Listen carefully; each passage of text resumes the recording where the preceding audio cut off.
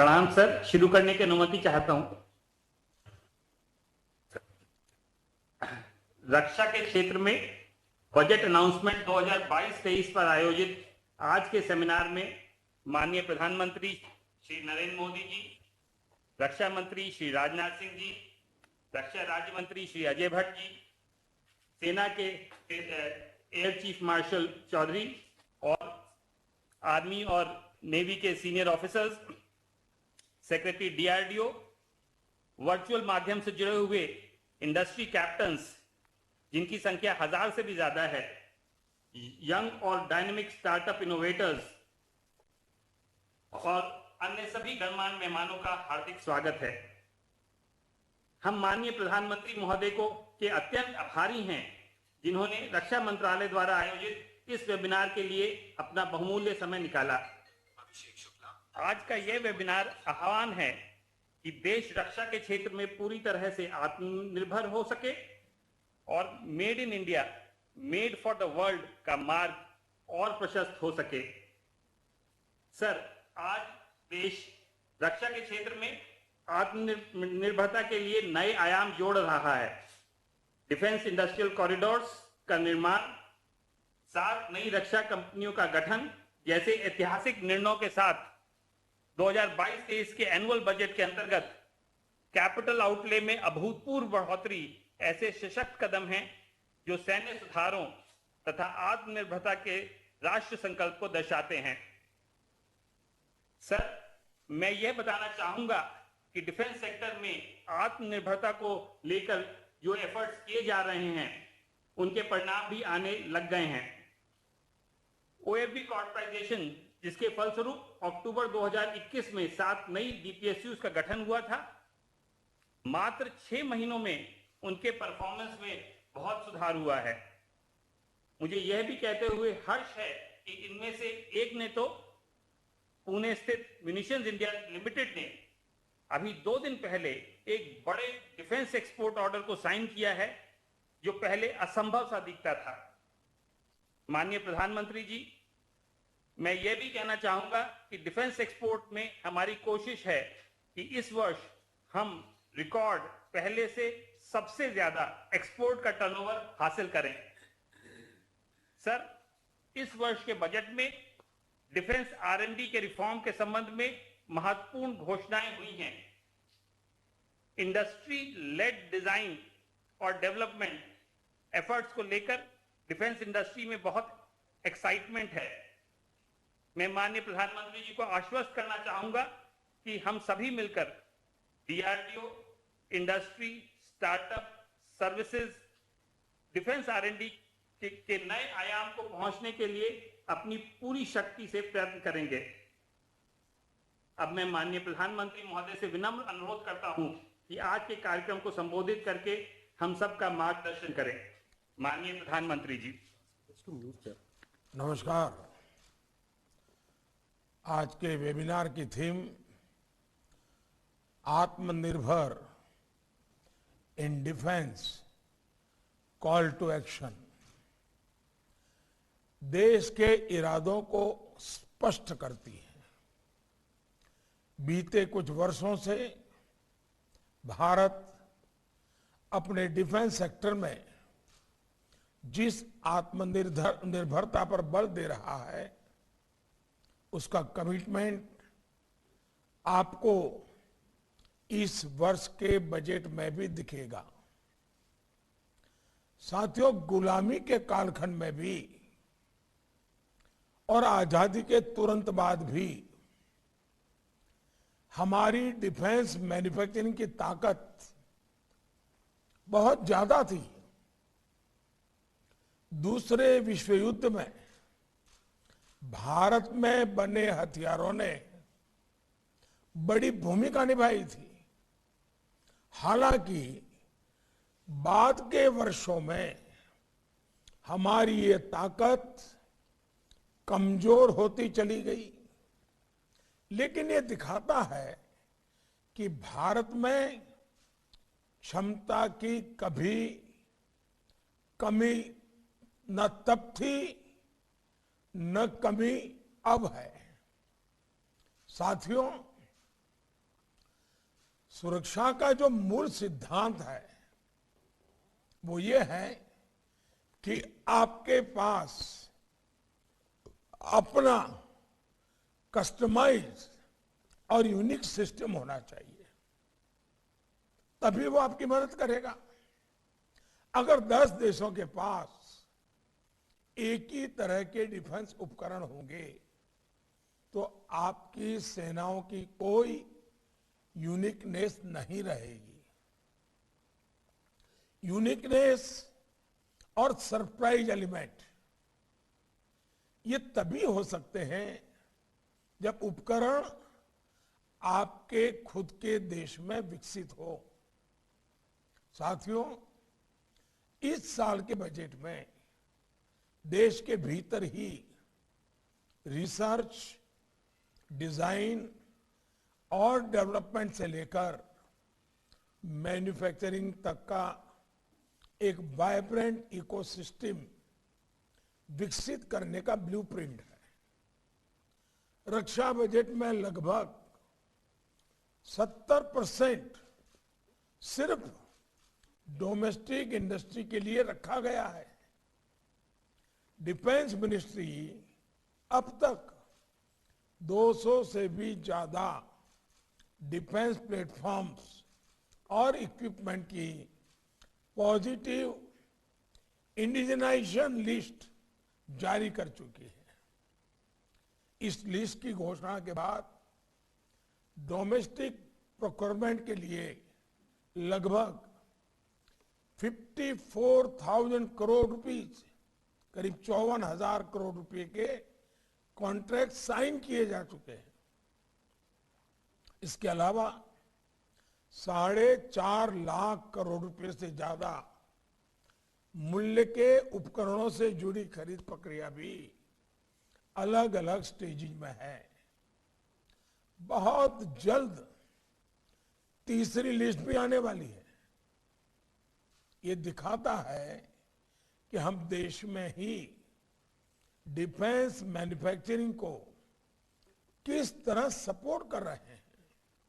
साथियों, जब हम बाहर से अस्त्र शस्त्र लाते हैं तो उसकी प्रक्रिया इतनी लंबी होती है कि जब वो हमारे सुरक्षा बलों तक पहुंचते हैं तब तक उसमें से कई आउटडेटेड हो चुके होते हैं। इसका समाधान भी आत्मनिर्भर भारत अभियान और मेक इन इंडिया में ही है। मैं देश की सेनाओं की भी सराहना करूंगा कि वो भी डिफेंस सेक्टर में भारत की आत्मनिर्भरता का महत्व समझते हुए बड़े महत्वपूर्ण निर्णय ले रहे हैं। आज हमारी फौज के पास भारत में बने साजो सामान होते हैं तो उनका आत्मविश्वास, उनका गर्व भी नई ऊंचाई पर पहुंचता है। और इसमें हमें सीमा पर डटे जवानों की भावनाओं को भी समझना चाहिए। मुझे याद है जब मैं सत्ता के किसी गलियारे में नहीं था, मेरी पार्टी का काम करता था, पंजाब मेरा कार्यक्षेत्र था, तो एक बार वाघा बॉर्डर पर जवानों से गपशप करने का मौका मिल गया। वहां जो जवान तैनात रहते थे उन्होंने चर्चा के दौरान मेरे सामने एक बात कही थी और वो बात मेरे मन को छू गई थी। उन्होंने कहा था कि वाघा बॉर्डर पर भारत का जो गेट है वो हमारे दुश्मन के गेट से थोड़ा छोटा है, हमारा गेट भी बड़ा होना चाहिए, हमारा झंडा उससे ऊंचा होना चाहिए। ये हमारे जवान की भावना होती है। हमारा देश का सैनिक इस भावना के साथ सीमा पर डटा रहता है। भारत में बनी चीजों को लेकर उसके मन में एक अलग स्वाभिमान होता है। इसलिए हमारे जो रक्षा उपकरण होते हैं उनके लिए हमें अपने सैनिकों की भावनाओं का आदर करना चाहिए। ये हम तभी कर सकते हैं जब हम आत्मनिर्भर होंगे। साथियों, पहले के जमाने में युद्ध अलग अलग तरीके से होते थे, आज अलग तरीके से होते हैं। पहले युद्ध के साजो सामान में परिवर्तन आने में दशकों लग जाते थे, लेकिन आज युद्ध के हथियारों में देखते ही देखते बदलाव आ जाता है। आज जो शस्त्र है उन्हें आउट ऑफ डेट होने में समय नहीं लगता है। जो आधुनिक टेक्नोलॉजी आधारित हथियार है वो तो और भी जल्दी आउट ऑफ डेट हो जाते हैं। भारत की जो आईटी की ताकत है वो हमारा बहुत बड़ा सामर्थ्य है। इस ताकत को हम अपने रक्षा क्षेत्र में जितना ज्यादा इस्तेमाल करेंगे हमें उतने ही सुरक्षा में हम आश्वस्त होंगे। जैसे अब साइबर सिक्योरिटी की बात ले लें, अब लड़ाई का वो एक हथियार बन गया है और वो कोई सिर्फ डिजिटल एक्टिविटी के लिए सीमित नहीं रह गई है, ये राष्ट्र की सुरक्षा का विषय बन चुका है। साथियों, ये भी आप भली भांति जानते हैं कि डिफेंस सेक्टर में हमेशा किस तरह का कंपटीशन रहा है। पहले के समय में बाहर की कंपनियों से जो सामान खरीदा जाता था उसमें अक्सर भांति भांति के आरोप लगते थे। मैं उसकी गहराई में जाना नहीं चाहता हूं, लेकिन ये बात सही है कि हर खरीदी से विवाद पैदा होता था। अलग अलग मैन्युफैक्चरर्स के बीच जो कंपटीशन होता है उसके कारण दूसरे के प्रोडक्ट को नीचा दिखाने का अभियान निरंतर चलता रहता है और उसके कारण कंफ्यूजन भी पैदा होता है, आशंका भी पैदा होती है और भ्रष्टाचार के दरवाजे भी खुल जाते हैं।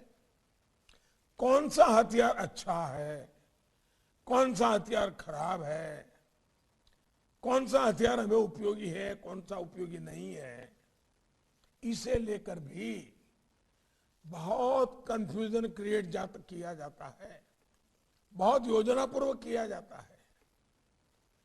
कॉरपोरेट वर्ल्ड की लड़ाई का वो हिस्सा होता है। आत्मनिर्भर भारत अभियान से हमें ऐसी अनेक समस्याओं का भी समाधान मिलता है। फ्रेंड्स, जब पूरी निष्ठा के साथ संकल्प लेकर हम आगे बढ़ते हैं तो क्या परिणाम आते हैं, इसका एक बेहतरीन उदाहरण हमारी ऑर्डिनेंस फैक्ट्रियां है। हमारे रक्षा सचिव ने अभी इसका बड़ा वर्णन भी किया। गत वर्ष के पहले हमने 7 नई डिफेंस पब्लिक अंडरटेकिंग्स का निर्माण किया था। आज ये तेजी से बिजनेस का विस्तार कर रही है, नए मार्केट में पहुंच रही है, एक्सपोर्ट के ऑर्डर्स भी ले रही है। ये भी बहुत सुखद है कि बीते 5-6 सालों में डिफेंस एक्सपोर्ट में हमने 6 गुना वृद्धि की है। आज हम 75 से भी ज्यादा देशों को made in India defence equipments और सर्विसेज दे रहे हैं। मेक इन इंडिया को सरकार के प्रोत्साहन का परिणाम है कि पिछले 7 सालों में डिफेंस मैन्युफैक्चरिंग के लिए 350 से भी अधिक नए इंडस्ट्रियल लाइसेंस इश्यू किए जा चुके हैं, जबकि 2001 से 2014 के 14 वर्षों में सिर्फ 200 लाइसेंस जारी हुए थे। फ्रेंड्स, प्राइवेट सेक्टर भी डीआरडीओ और डिफेंस प्लस, डिफेंस पीएसयूज इसकी बराबरी पर आए, इसलिए डिफेंस आर&डी बजट का 25% इंडस्ट्री, स्टार्टअप्स और एकेडमिया के लिए रखा गया है। बजट में स्पेशल पर्पज व्हीकल मॉडल की व्यवस्था भी की गई है। ये प्राइवेट इंडस्ट्री के रोल को सिर्फ एक वेंडर या सप्लायर से आगे एक पार्टनर के रूप में स्थापित करेगा। हमने स्पेस और ड्रोन सेक्टर्स में भी प्राइवेट सेक्टर के लिए नई संभावनाएं बनाई हैं। उत्तर प्रदेश और तमिलनाडु के डिफेंस कॉरिडोर्स और इनका पीएम गति शक्ति नेशनल मास्टर प्लान के साथ इंटीग्रेशन देश के डिफेंस सेक्टर को जरूरी ताकत देंगे। साथियों, ट्रायल, टेस्टिंग और सर्टिफिकेशन की व्यवस्था का ट्रांसपेरेंट, टाइम बाउंड, प्रैग्मेटिक और निष्पक्ष होना एक वाइब्रेंट डिफेंस इंडस्ट्री के विकास के लिए बहुत जरूरी है। इसके लिए एक इंडिपेंडेंट सिस्टम समस्याओं को दूर करने में उपयोगी सिद्ध हो सकता है। इससे देश में जरूरी स्किल सेट के निर्माण में भी मदद मिलेगी। फ्रेंड्स, आप सभी से देश की बहुत सारी उम्मीदें जुड़ी हुई हैं। मुझे विश्वास है कि इस चर्चा से डिफेंस सेक्टर में आत्मनिर्भरता के लिए नए रास्ते बनेंगे। मैं चाहता हूं, आज सभी स्टेक होल्डर से हम सुनना चाहते हैं। हम आप लोगों को लंबे भाषण देना नहीं चाहते हैं। ये आज का दिवस आपके लिए है। आप प्रैक्टिकल चीजें लेकर के आइए, बताइए। अब बजट निर्धारित हो चुका है। 1 अप्रैल से नया बजट लागू होने वाला है। हमारे पास तैयारी के लिए ये पूरा महीना है। हम इतना तेजी से काम करें कि 1 अप्रैल से ही चीजें जमीन पर उतरना शुरू हो जाए। ये जो एक्सरसाइज है ना, इसलिए है। हमने बजट को भी 1 महीना प्रीपोन करने की पद्धति डेवलप की है। इसके पीछे भी इरादा यही है कि हमें एक्चुअली बजट लागू होने से पहले सभी डिपार्टमेंट को, स्टेक होल्डर्स को, पब्लिक प्राइवेट पार्टनरशिप मॉडल को तैयारियां करने का पूरा अवसर मिले, ताकि हमारा समय बर्बाद न हो। मैं आप सबसे आग्रह करता हूं, ये देशभक्ति का काम है, ये देश सेवा का काम है। हम आइए, मुनाफा कब होगा, कितना होगा, वो बाद में सोचिए। पहले देश को ताकतवर हम कैसे बनाएं, इस पर सोचिए। मैं आपको निमंत्रण देता हूं और मुझे खुशी है कि आज हमारी सेना के हमारे तीनों अंग बड़े उमंग और उत्साह के साथ इन कामों में पूरी इनिशिएटिव ले रहे हैं, प्रोत्साहन दे रहे हैं। अब ये मौका हमारे प्राइवेट पार्टी के लोगों ने खोना नहीं चाहिए। मैं फिर एक बार आपको निमंत्रण देता हूं।